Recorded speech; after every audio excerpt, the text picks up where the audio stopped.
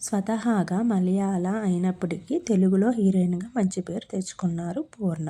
చిన్నప్పుడు classical dance నేర్చుకుంది. అలా మలయాళంలో సూపర్ డాన్సర్ అనే పోటీలో పాల్గొని గుర్తింపు తెచ్చుకుంది. తర్వాత నటి అవ్వడంతో మళ్ళీ స్టేజ్ మీద డాన్స్ చేసే అవకాశం రాలేదు. మళ్ళీ ఇన్నాళ్ల తర్వాత స్టేజ్‌పై నాట్య ప్రదర్శన చేయడంతో భావోద్వేగానికి ఆపుకోలేకపోయింది.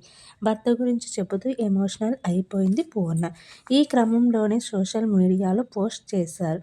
మా అమ్మ కృషి, ప్రోత్సాహం వల్లే నేను డాన్సర్ అయ్యాను. పెళ్లి చేసుకుందామని అనుకున్నప్పుడు అమ్మలా నా డాన్స్‌ని ఎంకరేజ్ చేసే భర్త రావాలని దేవుడిని కోరుకున్నాను. అలానే నువ్వు కోరుకున్న కలలు నెరవేరేలా చూసే వ్యక్తిని నీకు భర్తగా రావాలి అని అమ్మ కూడా దీవించింది. అటు అమ్మ కల, ఇటు నా కలని దేవుడు నిజం చేశాడు. నా భర్త సాంప్రదాయ కుటుంబం నుంచి వచ్చారు. అయినా సరే నా డాన్స్‌కి సపోర్ట్ చేశారు. కులం, నేపథ్యం లాంటి తేడాలు పట్టించుకోకుండా ఓ మనిషిగా ప్రేమ, గౌరవం చూపించే ఆయన మంచి మనసుకు నేను ధన్యురాలిని అని పూర్ణ గారు అన్నారు.